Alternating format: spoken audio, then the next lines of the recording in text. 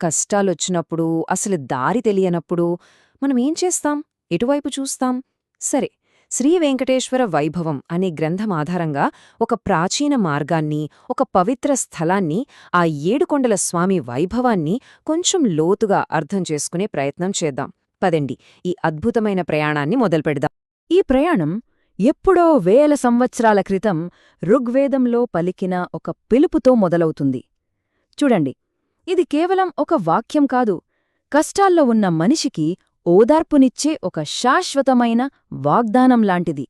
అయితే ఆ పిలుపు ఎవరికోసం? ఆ పర్వతం ఏది? ఈ ప్రశ్నలకు సమాధానం వెతుకుతూ మనం అసలు కథలోకి వెళ్దాం. సరే, ముందుగా ఆ ప్రాచీన పిలుపు వెనుక ఉన్న అసలు అర్థం ఏంటో చూద్దాం. ఈ పిలుపులో ఎలాంటి భేదం లేదు.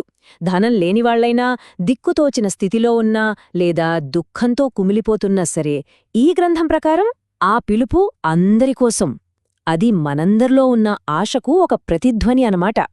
మరి ఆ వేదాలు, పురాణాలు మనల్నెక్కడికి వెళ్లమంటున్నాయి? అదే మన పవిత్రమైన వెంకటాద్రి, మనం ప్రేమగా పిలుచుకునే తిరుమలకొండ. ఒక్కసారి స్కందపురాణంలోని ఈ మాటలు గమనించండి. ఈ ప్రదేశం ఎంత ప్రత్యేకమైనదో ఇంతకంత బలంగా చెప్పలేమేమో. బ్రహ్మాండంలోనే వెంకటాద్రికి సాటిలేదని, వెంకటేశ్వరునికి సమానమైన దైవం అటు గతంలోనూ లేడు, ఇటు భవిష్యత్తులోనూ ఉండపోడని పురాణాలు అంత ఖచ్చితంగా చెబుతున్నాయి.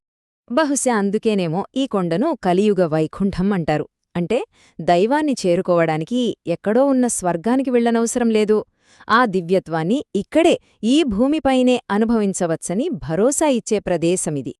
ఇంతటి మహిమగల ఈ స్థలంలో కొలువైన ఆ దైవం యొక్క స్వరూపమెలాంటిది, ఆ స్వామి తత్వమేమిటో ఇప్పుడు తెలుసుకుందాం.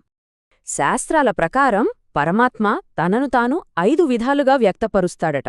ఇందులో మొదటి 4 రూపాలు అంటే పర, వ్యూహ, విభవ, అంతర్యామి, ఇవి చాలా గొప్పవి. కాని మనలాంటి సాధారణ మనుషులకు వాటిని గ్రహించడం కష్టం. కాని 5వ రూపముందు చూశారా, అర్చరూపం అంటే విగ్రహరూపం, అది కేవలం మన కోసమే. ఇక్కడే అర్చావతారం యొక్క ప్రాముఖ్యత తెలుస్తుంది. భగవంతుని కరుణకు, సౌలభ్యానికి ఇది నిలువుడద్దం. భక్తుడు ఎక్కడున్నా, ఎలా ఉన్నా, ఎలాంటివాడైనా సరే, వారిని అనుగ్రహించడానికి దేవుడే స్వయంగా విగ్రహరూపంలోకి దిగివస్తాడు. తిరుమల దైవం యొక్క విశిష్టత ఇక్కడే ఉంది. ఆయన విగ్రహం శిల్పులు చెక్కింది కాదు, అది స్వయం వ్యక్త, అంటే తనంతట తానుగా వెలసింది.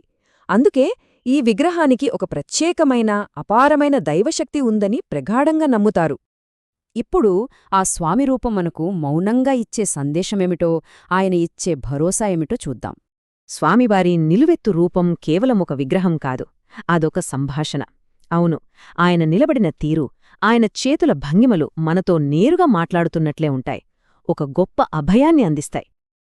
మొదటగా కిందికి చూపిస్తున్న ఆయన కుడిచేతిని, అంటే కటిహస్తాన్ని గమనించండి. నీ కష్టాలన్నీ పక్కనపెట్టి నా పాదాలను ఆశ్రయించు, నేను నిన్ను నడిపిస్తాను అని ఆయన మౌనంగా చెబుతున్నారన్నమాట. ఇది సంపూర్ణ శరణాగతికి ఒక ఆహ్వానం. ఇక రెండవ సందేశం మరింత అద్భుతం. నడుముపై ఉన్న ఎడమచెయ్యి, ఊరు హస్తం మనకు భరోసానిస్తుంది. నువ్వు దాటలేనంత పెద్దది అనుకుంటున్న ఈ సంసారసాగరం నా శరణు కోరితే కేవలం మోకాలిలోతు మాత్రమే అని భరోసా ఇస్తుంది. ఆయన ఇచ్చే ధైర్యం ఎంత గొప్పదో ఇది అద్భుతంగా వివరిస్తుంది కదా. సరే, ఇప్పటివరకు మనం తత్వాన్ని గురించి మాట్లాడుకున్నాం. ఇప్పుడు ఆచరణలోకి వద్దాం. భక్తులు ఈ దైవిక వాగ్దానాన్ని ఎలా అనుభూతి చెందుతారో చూద్దాం. ఈ వైభవం గ్రంథాలకే పరిమితం కాదు, ఇది నేటికీ సజీవంగా ఉన్న ఒక గొప్ప సంప్రదాయం. ప్రతిరోజూ జరిగే ప్రేమపూర్వక నిత్యారాధనల నుండి, వారానికొకసారి జరిగే విశేష పూజల వరకు, ఏడాది పొడవున జరిగే ఉత్సవాల నుండి, పవిత్ర తీర్థాల వరకు, ప్రతిదీ భక్తుడిని ఆ దైవంతో అనుసంధానించే మార్గాలే. ఈ క్షేత్రం యొక్క ప్రాముఖ్యతను అర్థం చేసుకోవడానికి ఈ ఒక్క సంఖ్య చాలు. ఈ పుస్తకం ప్రచురించబడిన 1970ల నాటికే తిరుమలకు రోజుకు సగటున 30,000 మందికి పైగా భక్తులు వచ్చేవారట. ఒక్కసారి ఊహించండి, ఆ స్వామిపై ఉన్న అచంచల విశ్వాసానికి ఇది ఎంత పెద్ద నిదర్శనం. ఇక ముగింపుగా ఆ స్వామి యొక్క సార్వత్రిక ఆకర్షణ, అందర్నీ ఏకం చేసే శక్తి గురించి మాట్లాడుకుందాం. ఈ గ్రంథంలోని ఒక ముఖ్యమైన పరిశీలన ఏమిటంటే, శ్రీనివాసుడు ఒక గొప్ప సమన్వయకర్త. కులం, మతం, నమ్మకాలతో సంబంధం లేకుండా ఆస్తికులు, నాస్తికులు కూడా ఆ కొండకు ఎందుకో ఆకర్షితులవుతారు. తమ సమస్యలకు పరిష్కారాలు వెతుక్కుంటూ వస్తారు.